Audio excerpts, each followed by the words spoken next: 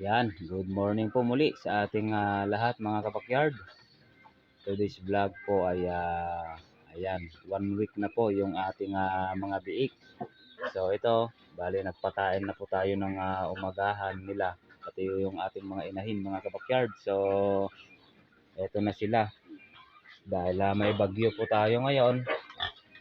Ayan, medyo ayan o, giniginaw sila pero okay lang yan. Ayan, tapos lamang po nilang pakunti-kunti kumakain na sila mga kabakyard. So ayan, talagang ganyan lamang po ang proseso ng pagpapakain po natin sa ating mga biik mga kabakyard. Talagang unti-unti yan, kakain at kakain din ang mga yan mga kabakyard.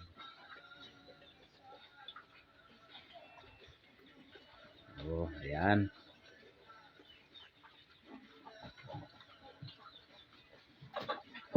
Siyempre, ayan, talagang gagayahin at gagayahin yung kanilang mama pig mga kabakyard. Ayan, kumakain na.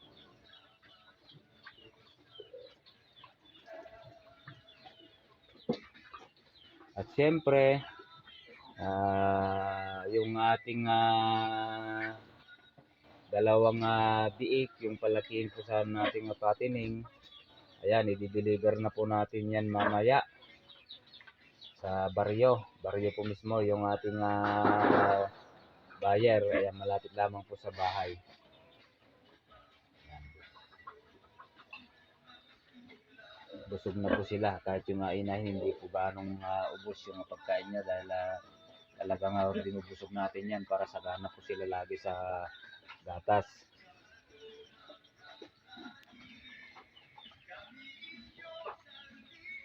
Manok natin, andyan na naman sila. Ayan, andyan na naman yung mga pasaway natin mga alagang manok, mga kabakyard. Ayan.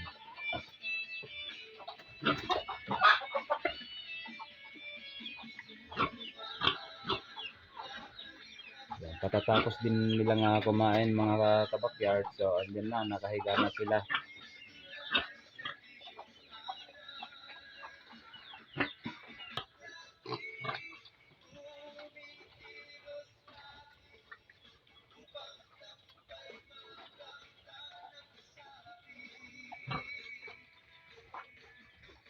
Ayan, busog na sila mga kabakyard. Nasa ano na yan mga kabakyard. Ayan, nasa 10 kilos mahigit na. Nasa ano siguro yan, 13, 12 o higit pa siguro. Ayan.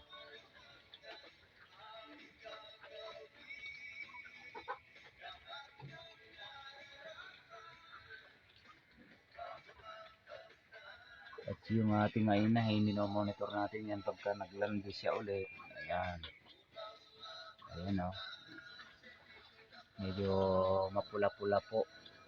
Mapula-pula na po yung kanyang ari. So ayan, monitoring po tayo dyan sa paglalandi po ng ating inahin na yan, yung si Jaira. Ayan, yung si Jaira 1. At yung kapapanganak lang po, yun yung si Jaira 2.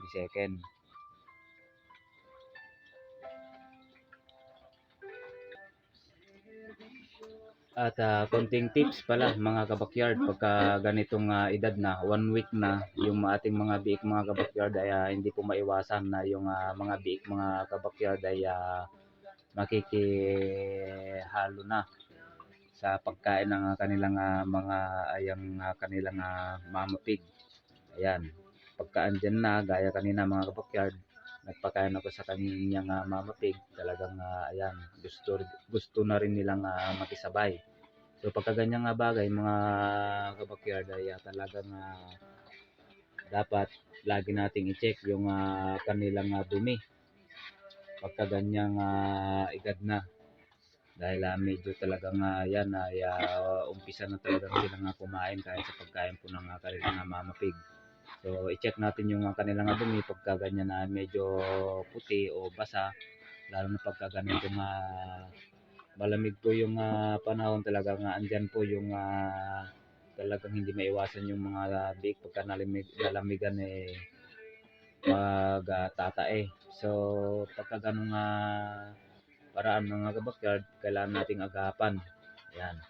At syempre magpainom din po tayo ng mga powderized na may kasamang electrolytes para iwas dehydrate mga kabakyard. Kasi pagka ganyan nagtatay yung ating mga biik, kailangan dapat hindi po sila maubusan ng electrolytes sa kanilang katawan. Dahil yan po yung sanhi pagka sila po ay na dehydrate, ayan, talagang pwede pong ikamatay po ng ating mga biik pag napabayaan po natin yung kanilang pagtatae. So ayan, gaya po ng sabi ko nung day 1 pa lang, nagpainom na po tayo ng mga kontra yung para hindi po sila magtae. Andyan po yung mga powder. Ayan yung isang yung ginagamit po natin dito is yung Atralite. Ayan. Kakanawin lamang po natin sa o magkakanaw po tayo sa baso yung Atralite na powder. At pagka may mga ano po tayo dyan, syringe po tayo dyan, tatanggalin lang po natin yung karayon, yung drops lamang po ang gagamitin natin.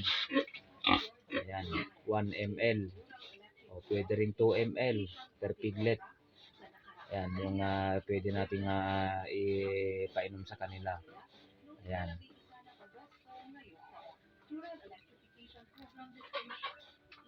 Every time mga kabakyard na mapansin po natin na medyo basa yung dumi po ng ating mga biik, ayan, magpainom po tayo agad ng with yung electrolytes at saka yung pangontra sa pagtatae. Ayan lamang po yung mga konting tips po natin dito pagka mga ganitong edad na mga kabakyard. At yan po kasi yung ginagawa po natin dito sa ating munting babuyan. Yan. Hindi naman po lahat mga kabakyard ay ganyan po yung program po nila. Pero talagang may kanya-kanya po tayong mga practice. Yan. Kanya-kanya pong practice mga kabakyard.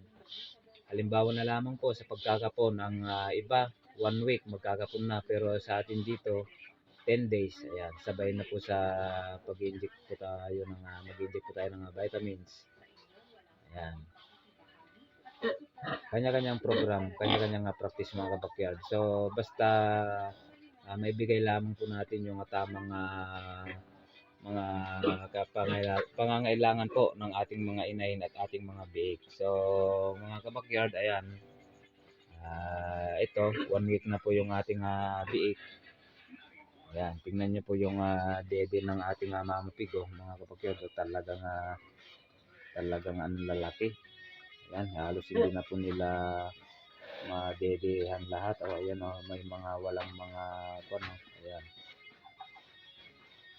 Kasi piling-pili yung kanilang pinagdedehan na, kasi pipito nga lang po sila mga kabakyard. Kaya ayan, hindi pa nila magawang magdede ulit. Pero pagka 10 mahigit yan mga kabakyard, pagka ganyang humiga na yung kanilang mama pig, andyan na, may dede na.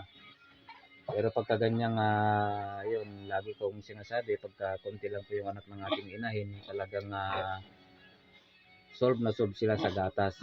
Kasi konti lang sila mga kabakyard. So abang-abang tayo mamaya mga kabakyard, di-deliver po natin yung ating dalawang biik na natitira dyan sa baryo. Yan. So ayan, hanggang dito muna ang update natin sa ating mga biik mga kabakyard. At kukunin lang po natin yung pagsasakyan natin sa baryo, yung sasakyan po natin, dahil hindi po natin kaya pagka single. So kunin lang po natin yung sasakyan na pagkagargan ng biik mga kabakyard. So tara mga kabakyard. Yan, welcome home na kayo. Welcome home na kayo. Ang ganda ng tulungan niya.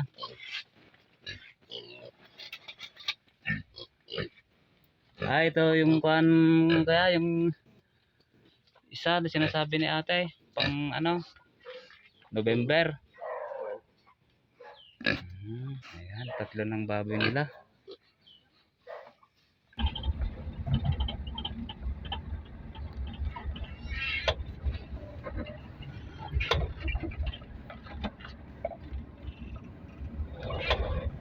Welcome home mga kabakyard.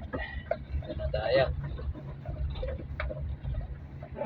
Kapit-bahay lang natin kasi mga kabakyard yung bumili.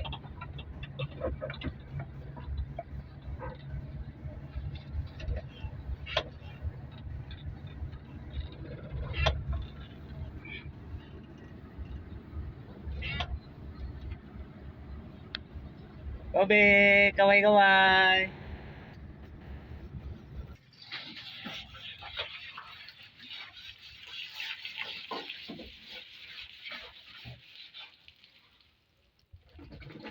Yan, linis tayo mga kabakyard. Matanggal yung amoy ng tae ng pig.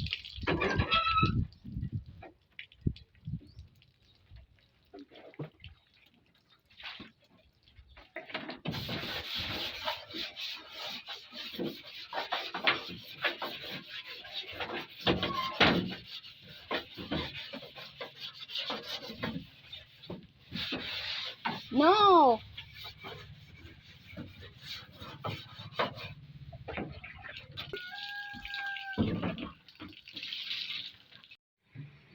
Thank you so much po for watching. God bless you all.